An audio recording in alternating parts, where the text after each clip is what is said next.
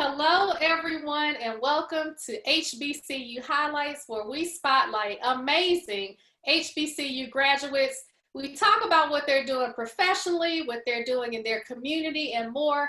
And we are so excited to welcome you to this episode. My name is Andrea Evans, and I have the pleasure of having my fabulous co-host, Ashley Deadwyler-Jones, here today. But we are so excited. We'll be asking for autographs after this interview, because we have a world-renowned musician with us today, Grammy-nominated Tia Fuller, who's not only a musician, but she's a professor at Berklee College of Music, which, if you know anything about music, you know that is the most prestigious college for musicians. And I just have to say this before we get started. My daughter's a French hornist, and we were in her band class. And every day, my daughter would tell me about a poster that she would see at her school. I happened to go volunteer, and it was Tia Fuller's poster on the wall in my daughter's all-girl school. And it just made me feel so proud to tell her band instructor that Tia Fuller was my Spelman classmate. So without further ado, I'm so excited to welcome Tia Fuller to HBCU Highlights. Tia, welcome, and thank you for joining us today. Thank you for having me, Andrea. It's really an honor to be a part of the series. Well, we know that you had so many choices when it was time to choose a college, and you chose Spelman College. Can you tell us, why did you choose to go to Spelman College? Yes, I think much like many of the stories that I've heard from my other Spelman sisters, at the time, A Different World was the TV show that would come on right after Cosby Show. And it's funny because we had a TV in our kitchen, and we had these rotating chairs, these revolving chairs.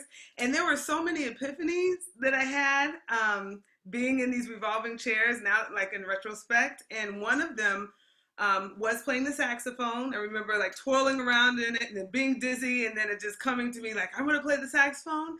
And then the other epiphany was after the Cosby Show went off. I remember the preview of A Different World came up on the TV. I was like twirling around, and I looked up, and in the back of my head, I was like, I want to go to a school like that. I want to go to a school because it looked like so much fun. And, you know, being from a predominantly white environment in the suburbs, growing up in Aurora, Colorado, I wanted to be in an experience that was being around other women of color and powerful women, and then also having a good time and learning from each other. And so when I found out that that happened to be a real school, I did some research. And this is really the thing that that really locked it in for me, is that my senior year, I was applying for schools, and I applied to University of Maryland. I applied to Spelman, and I can't even remember where the other school was. It was just some random school because 3 was like a magic number to me. And I ended up not making it into Maryland or the other school, but I made it into Spelman. And so when I realized I was going to go to Spelman, it was my senior year, and went to a debutante ball. And during that debutante ball, I met a prospective Spelman student by the name of Margot Davis. And so we had a conversation, and she was like, yeah, are you going to Spelman? I was like, yeah. And then she was like, well, I'm kind of choosing between Howard and Spelman. But she said she ended up going to Spelman because I went there, and we had met at the debutante ball. And until this day, we are best friends. I just got off the phone with her, actually. We ended up being in Howard Herald, a dormitory together, and just building the connection, and both being from Colorado. You know, there was only like 3 of us from Colorado. But yeah, from there, it was more or less a confirmation of, okay, this is where you're supposed to go. And then from that, I went to the prospective student weekend, I think, or week that they had. And I remember seeing, I just remember walking on campus and feeling the spirit and the energy of excellence. And I was like, all right. And then I met the band teacher, Mr. Joe Jennings, And then from there, you know, after talking to him, I remember first walking into his office and he had a John Coltrane hat. Because that was really my only hesitation of going to Spelman. I was like, I don't know what the music program is going to be like. But surely enough, I sat down and talked with him. I played a melody that I had been working on in big band, in my high school big band. And then I remember him sitting back in his chair like this, and he was like, you have potential. And it was really funny because throughout my entire time at Spelman, he never said, you're sounding good. He always said, you're coming along, you're coming along. And to me, that was, I mean, it was a combination of lessons, but he had shared that coming along, I realized that life is a series of coming along, just keep working toward a certain thing. So that's how I got to Spelman. Oh my gosh, and look how far you've come along. So, Tia, when you were at Spelman, what did you major in? And what were some of the programs, the music programs that you were a part of? And, you know, tell us about that journey just as a student, what it was like for you at Spelman. Yes. So I majored in, it was a general music degree. Although they didn't have the jazz certificate that was later implemented. But I knew that I was really, I mean, my big picture was to move to New York after Spelman. So in the back of my head, I was like, I got to get this jazz thing together. I need to go and sit in clubs, you know, throughout the week while I'm doing my studies. And kind of, because it wasn't a conservatory like a Berklee or a Manhattan School of Music, I really tried to create my own conservatory by going out in the city and sitting in and creating community there. Which was, it was extraordinary because it really forced me to dig deeper and to really seek the level of skill level that I wanted to become. And so I was really trying to align myself with professionals in the field. And then once I got to Spelman, I mean, I can't remember, there were many things that I remember about Spelman, but a couple of the programs I was in, mainly they were all instrumental programs, but I was a part of the jazz ensemble, Spelman Jazz Ensemble, that was directed by Joe Jennings, who is like my second father. And every spring break, we would be rehearsing every Saturday morning, but every spring break in March for a week, we would go on tour. And it would be like an East Coast tour, and he would do everything himself. God bless Joe Jennings, I call him Mr. J, because it was a labor of love. He wasn't getting paid any extra. He would raise all of the money. In New Jersey, that was probably the most supportive alumni basis. So every time we went on tour, we would go to New Jersey, and they would just roll out the red carpet for us as the Spelman Jazz Ensemble. So that was always one of the highlights of being there. And, you know, another highlight, it wasn't really a program, but for me, it was a level of fellowship. And that was the cafeteria on Saturday mornings, or Sunday mornings, I'm sorry. And we would all convene in the cafeteria. Y'all remember the waffles, the waffle makers and the waffles, and just sit and have fruitful conversations. And to me, in retrospect, it was really gold, because those are conversations that have really stuck with me throughout the years, and those are relationships that I've built that I still tap into until this day. I love that, Tia. Relationships are so critical, and I love to hear you talk about Mr. Joe, you know, Mr. J, somebody that poured into you, that told you that you were coming along, and that pushed you, and that's kind of been your mantra, you know, that you're coming along, and you have come a long way. I want to go back, though, because you majored, like you said, and have your degree in general music. So what or who inspired you to even major in music in the first place? Because, you know, when I think of Black families, I think of doctors, lawyers, engineers, you know, that's more like wanting to be a basketball player. So who encouraged you and your family to want to study music in the first place? Obviously, you're talented. Thank you. Well, I come from a family of musicians, and that was truly a blessing. My mom and dad started a band when my sister and I, and later my brother came along. But when we were younger, and it was called Fuller Sound, like a double entendre, of course.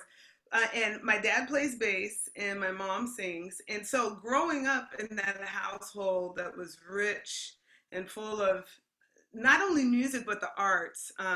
My mother, she started off as a drama teacher, and then continued as a English teacher, but then retired as an assistant principal. And my father, he started off as a PE instructor and retired as an assistant principal in the Denver Public Schools. But on the weekends, they would go and they would be gigging on the weekends. And so this is the culture that I grew up around, with my parents, really balancing both sides, the both worlds of education and then performance. And so, of course, I had so much support from my parents. And my mom, she would always say, though, she was like, Tia, always have a plan B and a plan C. And I'm so thankful because now, as I look back, I'm able to leverage my teaching with my playing and my playing with my teaching, and it's all pouring essentially into the same pot. But in addition to that, I neglected to say that my sister plays piano, and of course we've been playing together since we were young. But it wasn't until I was about 18 that I started performing professionally and gigging with my family, and so it's multiple tiers of support that I've had throughout the years, and um, just thinking back on like holidays, we would, instead of getting gifts for the family, our extended family members, they would come over. My mom would cook. My dad and everybody would be downstairs playing pool, and and then we'd come up and we'd play a concert for the family of Christmas tunes. And so those are some special times looking back. Wow, what I would have that would have been awesome to be a guest at your house during one of those holidays concert series. Now, Uh, you talked about gigging with your parents. I mean, so it's like it's five of you, right? Kind of like the Jackson Five, except mom and dad were part of the group. So how yeah. cool is that? Oh my gosh, I know it was so much fun for you growing up. But when you talk about gigging, why don't you share with the world some of the gigs, some of the really big gigs that you've been a part of, national, international gigs? Well, when I first moved out to New York in 2001, I started my own band, which is the Tia Fuller Quartet. And then I started playing with other named jazz musicians such as T.S. Monk, Septet, who is Thelonious Monk's son, and Ralph Peterson, who's a great drummer, Sean Jones, who's a great trumpet player. And then in 2006, actually at the point that I was recording my first album for Mack Avenue Records, which is the record label I've been with for the past 13 years now. I got all of these texts and emails and calls like, Tia, Beyonce's having an audition for an all-female band. You got to do it. And so during that time, I was really stressed out trying to write for my first album. Or it was my second album, but first album on Mack Avenue. And so I went in, I listened to the song, which was Work It Out, one of her songs, and went in, and it was like a three-tiered process, and ending up making Beyonce's band. And it was actually on Father's Day 2006. And that experience I will never forget, because that last tier, that last stage of auditions, it was Beyonce, Jay-Z, Miss Tina, Kelly Rowland, Matthew Knowles, and then their whole entourage. And when all 10 of us were out there playing and like jamming with each other, it didn't feel like an audition at that point. It felt like a party. And I remember looking up, opening my eyes, and everybody's up dancing and everything. So that's yeah, she's probably, I mean, she's definitely one of the most noted musicians and performers I've played with. But I've also toured with Esperanza Spalding and Terry Lynn Carrington, who was the producer of my last album, Grammy-nominated album, Diamond Cut. So just so blessed to have all of these angels in my life along the way to move me along. Hey, Tia, your mom said have a plan B, and I think that plan B was Plan Beyoncé. And congratulations to you, because that is amazing, because most of us just know Beyoncé from afar. And not only is she a businesswoman, she's a musician and an artist and so much more. Can you just give us a little insight about maybe a lesson that you learned while working with Beyoncé? Oh yeah, so many. These are endless. Due to the fact that we were in 8-hour band rehearsals a day for 8 days a week, and 12 to 14-hour production rehearsals for 3 months at a time before we went off on tour, there was a lot of time where we were just sitting there not doing anything, and we're watching, choreography get their moves, and we're watching the lights and the video correlate with each other, and everything with the staging. So during that time, I remember sitting back, and I had my computer there, and I'd be taking notes. But one of the key things that I do remember is that not only is she a businesswoman, but she's extremely strategic and being proactive with staying visible on the market.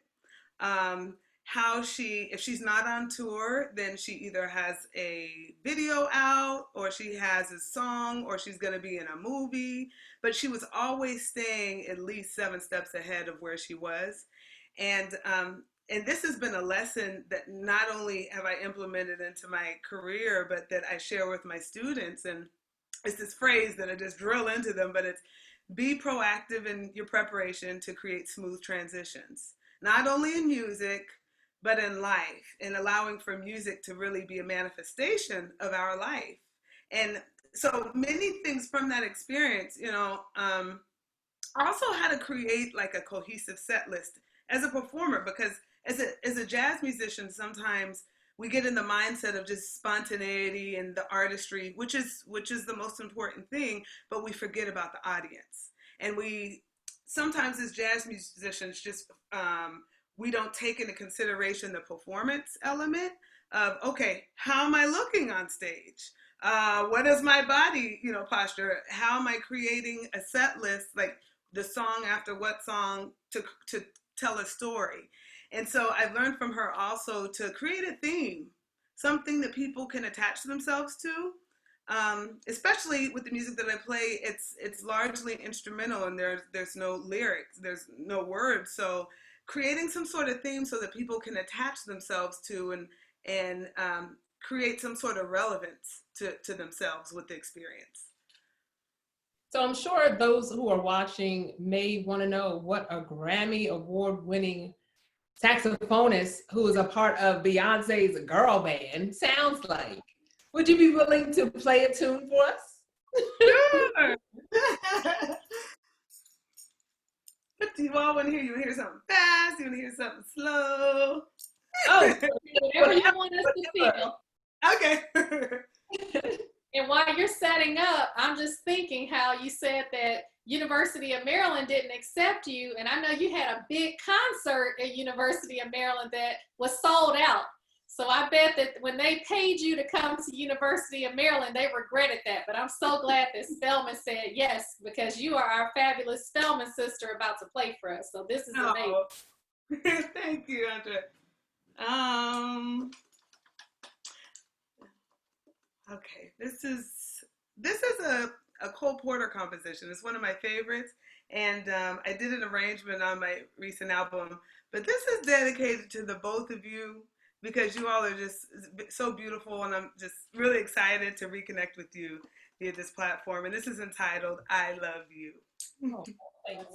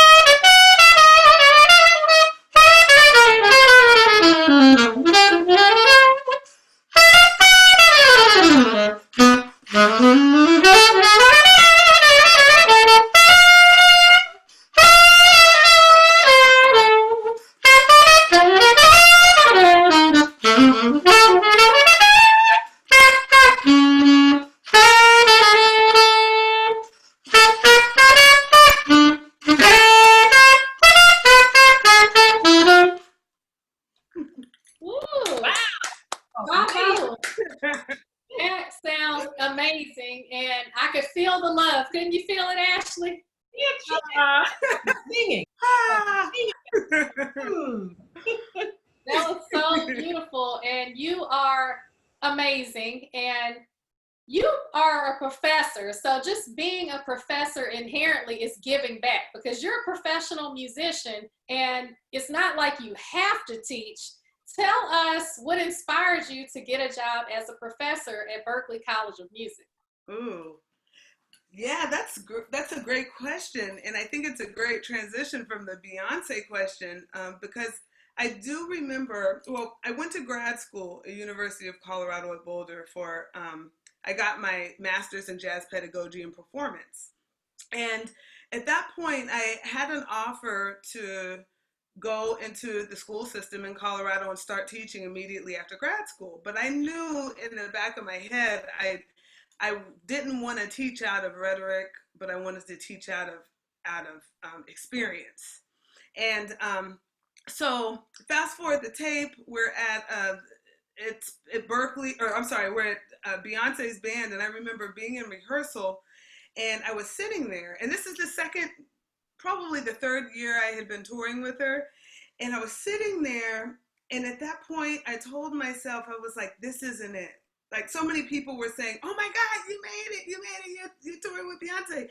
But my spirit was yelling out, Tia, keep going, don't stop, keep growing.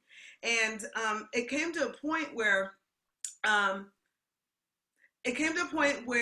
had the opportunity to continue playing with Beyonce. They had called me to play when she did the Super Bowl a couple of years ago. They had called me to play that, and then about the next day, Berklee had called and asked me to take over a full-time position that I didn't even have to audition for or interview for. And at that moment, it was almost like God was saying, Tia, you've been praying for this new thing. You've been feeling something else in your spirit. Now, which are you going to choose? And at that point, I remember I was really having a battle within myself, because I realized, I was like, okay, here's this very comfortable, very prestigious and visible space of being with Beyonce that I've already been with, for, at that time, I think it was 4 or 5 years. And then here's another opportunity that's coming along that is still prestigious, but it's in a different way. And so once I remember calling my mom, she was like, Tia, just pray about it. And long story short, I ended up choosing Berklee over playing with Beyonce and continuing tour with her, because I knew it was time for me not only to shift, but to also give back what has been given to me, and for me to pour into other students that thing and that experience that I learned not only from playing with Beyonce, but everything else I was doing as my own artist and recording. So that's how I got to Berklee. And man, I'll tell you that was one of the best decisions I have ever made, because stepping foot there allowed for me to not only give back, but allowed for me to have more flexibility in my schedule to essentially go back to playing my own music, and then creating other opportunities for a lot of the girls in the band. So it's really been extraordinary, and all of the students there they're so talented. They're my babies. I call them my boonchie boonchies. Oh wow! I mean, I know you're giving back at the school at Berklee, but I believe you're also giving back in other ways, and mentoring, and maybe even looking at some ways to connect with Spelman. What does all that look like for you? Yes, thank you. Yes, so it's been on my spirit for the past couple of years. The deconstruction of the Spelman Jazz Ensemble has happened. So basically, there's no jazz ensemble. And I realized that if it wasn't for the jazz ensemble, I wouldn't have stayed at Spelman. My freshman year, I was actually thinking about transferring to Howard. And so I was undeclared my first year. But because I made the choice to stay, the reason why I made the choice to stay is because I was at Spelman and they had a jazz ensemble. So now that they don't have that, it's in the works, but working on creating a cross registration between Berklee College of Music and Spelman.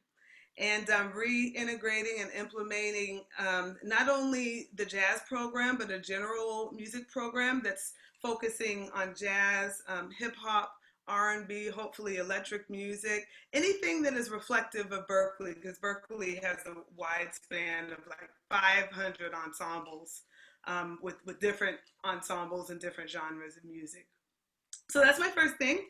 And my second is creating a sort of an online school that is multiple tiers of beginner, intermediate, and advanced, and a subscription-based school where people can go online and they'll get tutorial videos as to how to play, what are the fundamentals of music, and then more advanced theory, harmony, and performance techniques, along with a beauty and a fashion section and also a workout section. So I may need a video from you, Ashley. I try. Yeah. Yeah, that sounds amazing. And it sounds like you've really just come full circle without even intentionally planning to do that. It's just like your steps were ordered to have gone to Spelman as an undeclared major, to have your music professor at Spelman pour into you and encourage you and tell you to keep coming along. Fast forward on the outside looking in, to anyone that knows music, they would think, hey, when you are with Beyoncé, you've made it. But in your spirit, to know that you had the courage and the confidence to say, I want a little bit more. And it sounds like you had a fabulous experience. And this position as a professor just sort of fell into your lap. But you are a hard worker, because I have personally seen you perform in person. Now, you sound amazing on this interview, but if you all think that sounds good, imagine seeing her in person. It sounds even more amazing. And so I want to ask you about your CD, and I want to ask you about the songs that you've composed on that CD and what motivates you to write those types of songs. Ooh, these are great questions. You know, life has been the impetus for all of my albums. And the trials, the tribulations, most recently, Diamond Cut in particular, it came after a 6-year hiatus of not recording. And I had actually transitioned. I had moved here to start teaching, and I was really trying to sink my teeth in to what is this educational thing, this educational world. And it also gave me an opportunity to exhale, because I was just hustling so hard for 10 plus, 20, 15 plus years, just being a musician and balancing that world. So I got here, and when it was time to write for the album, I had shifted with my management. My entire team had just shifted. It was my management, my booking agent, and so it felt like I was starting from ground zero.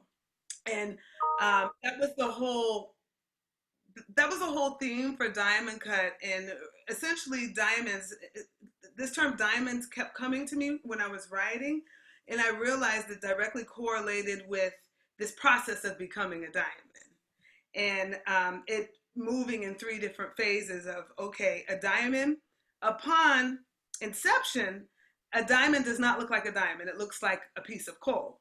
And then once the diamond starts to rise, that second level is, it's rising through extreme pressure and temperature. And so I'm seeing all of this because my mother had had a stroke. I'm balancing some family issues, you know, just traveling, going back and forth. So I'm seeing all of these issues of just still balancing, but fighting through the pressure and the temperature.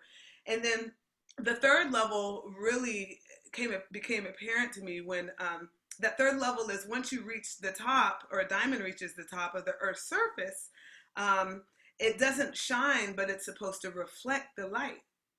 And the more that I reflected on that idea, it's like, oh, this is why God has placed me here in Boston to teach, because all of this light that has been poured into me, all of the mentorship that has been poured into me, it's now time for me to do the same to these students. And essentially, the process of the diamond and becoming Diamond Cut is, it's not pertaining to size or the shape, but it's pertaining to the amount of, the brilliance of the diamond pertains to the amount of the light that's coming through the diamond. And essentially, we have to go back under sometimes. And I think during this time of this pandemic and the quarantine, we have all been forced to go back under, to reassess, and to see, all right, how can I reinvent myself? How can I slow down and reflect as to how can I get to the next level of my life? And so I'm seeing that it's all been affirmations. And yeah, all of my albums have been affirmative of things that I still try to work on daily. And by no means have I mastered it, but it's something that I keep very close to me in the process. Wow. Well, you have been on this journey from Spelman to, grad school and performing all around the world with these amazing artists, and they having the opportunity to also perform with you. So you're a wealth of knowledge. If I were interested in following in your footsteps, or at least following a similar path and moving into a career of music, what words of wisdom would you share for me or with me? Oh, I would, a couple of things. First and foremost, always keeping God first. But secondly, in an extension of that, always moving in faith and not fear. And with decisive steps, not being afraid of what others may think about you or say about you, but truly moving in the light and the trajectory of your purpose. And this is something that at different crossroads that I have come to, and also with my students, they come to me and they're like, Tia, I don't know what to do. And I'm like, okay, what is your motivation? Is it from a fearful standpoint, or is it from a standpoint of I'm moving in faith? And essentially that the two ideas of faith and fear, they're always going to be components of each other. But I've realized that the faith always has to supersede the fear. Because if the fear is like this and the faith is under here, then we stay stuck. And we're existing in this bubble, this lack versus abundance. But every time I've moved in faith and I've stepped outside of my comfort zone and I've pushed, it has opened up my world even more abundantly. And so, yeah, that would be one of the main things that I see over and over and over again manifesting in my life, is moving forward in faith and not fear. I love that we can hashtag faith over fear. And you are an example of that, to have literally stepped out on faith and transitioned into a new career as a professor. And then on top of that, to want to give back even more to make sure that somebody has an amazing experience at Spelman as a musician like you had. And I want to ask you about your time at Spelman. So you mentioned that you had to rehearse every Saturday, and being a musician is hard work. You have to practice nonstop. So did you have a good time at Spelman? Were you able to have some fun? And I know music is fun, and I can tell you love playing that saxophone, but did you get a chance to hang out a little bit? And what was one of your favorite memories, if you had to choose one? I know it's a lot, but if you had to just choose one favorite memory at Spelman. Yes. Oh my goodness. Yes, I did have fun. I definitely had fun. And it's funny because my close friends, Margot Davis, my friend that I told you about, and my roommate, Mila Brown. So on Saturdays would be Lower Manly parties. And, oh God, what did they call it? It was when all the vendors were downstairs. And so that was something that I looked, or no, I'm sorry, it was Fashion Fridays. It was Fridays. And just going downstairs, seeing all of the colleges come to Spelman's campus, and everybody's, networking, we're having a good time. That to me is a highlight as far as the party experience. And going to the garage also, that was like the first club I had ever been to. But I do remember though, the balancing of the two, between partying and doing that. But then once it hit 2:00 for Lower Manly, I had to leave, and I would leave the festivities, and I was like, I gotta go practice. And all of my friends, such as Margot and Mila, they were like, oh, Tika, I'm like, I gotta go practice. And I would, surely enough, lock myself in the music building. but I definitely etched out time for some fun. You are sister driven, on the move, not just going, but growing. I love that. And so many people want to follow you. They want to know where to find you on social media, where to go and, find you on your website or purchase your music. Please share. Yes, thank you. Well, you can go to my website, tiafuller.com. And then you can also visit me on social media platforms, tfuller1 for Tia Fuller 1 on IG and also Facebook. And then you can purchase music, all of the online platforms, Amazon, just Google me. You can Google Tia Fuller. There's videos in all 5 of my albums as well. Well, Tia, thank you again for joining us on HBCU Highlights. And look, if this is what coming along looks like, a lot of us need to keep coming along. So I want to push you to keep coming along. I cannot wait to see what you do next. And I cannot wait to see you again in person in concert, purchase your next CD, and support you. And Ashley and I are so proud to call you our Spelman sister, our classmate. And we just are so proud that you are diamond cut, that you live with faith and not fear, and you are amazing. So thank you everybody for watching HBCU Highlights. Tia, thank you for joining us today, and we'll see you soon. Thank you.